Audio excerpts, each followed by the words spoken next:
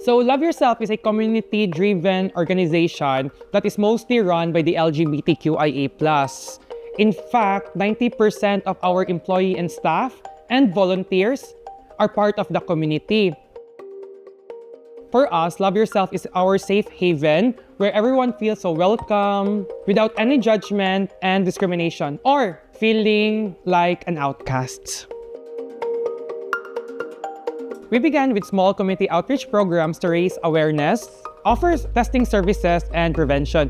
Now we expanded our services, not just with testing awareness, but also having our treatment.